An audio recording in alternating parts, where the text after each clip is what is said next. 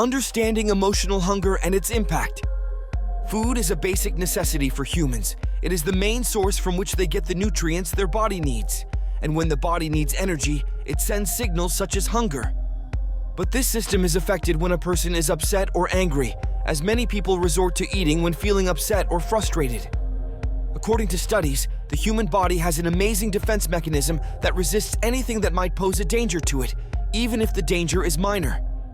When we are exposed to a situation that annoys us or endures psychological or neurological stress, our body translates that sensation as a threat or alarm of danger and enters a fight or flight mode, where the body begins to prepare for escape or confrontation.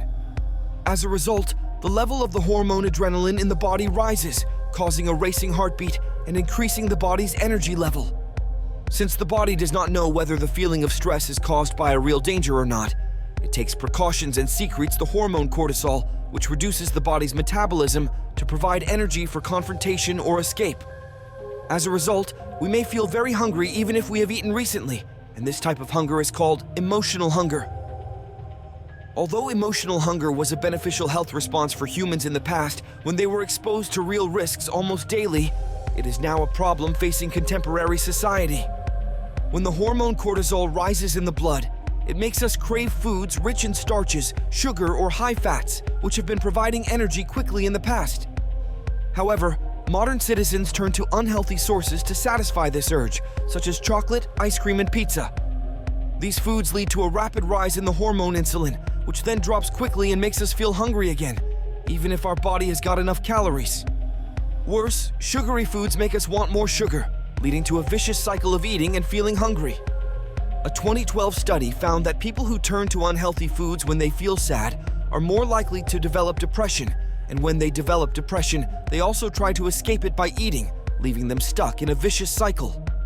Not only does food used when you feel upset play a big role, but other factors play a big role, such as ads portraying food as limitless pleasure and the only solution to break away from the pressures of the outside world, which over time has led us to associate unhealthy foods with happiness and psychological comfort. In addition, we often associate food with happy occasions, such as going out with friends or traveling with family, which makes us turn to it frequently in these situations. Food is the common factor between most of the happy moments we experience in our lives, and when we feel upset or frustrated, we resort to food in the hope that it reminds us of happy moments, and we treat food as a reward that rewards ourselves for our achievements. And we grew up this way from a young age when we were getting a lollipop or chocolate when we finished the duty.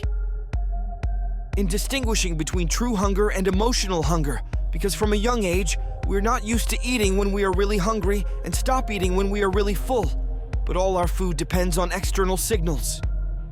We often eat because food is ready, even if we are not hungry, and we stop eating when the dish in front of us is over and not when we are already full, and therefore we have conflicted feelings regarding the subject of food, and we have grown up accustomed to it being normal to eat, even if we are not hungry, just because it is time for food, regardless about the consequences this habit may have on our bodies. So it's very important that we start distinguishing between emotional hunger and real hunger.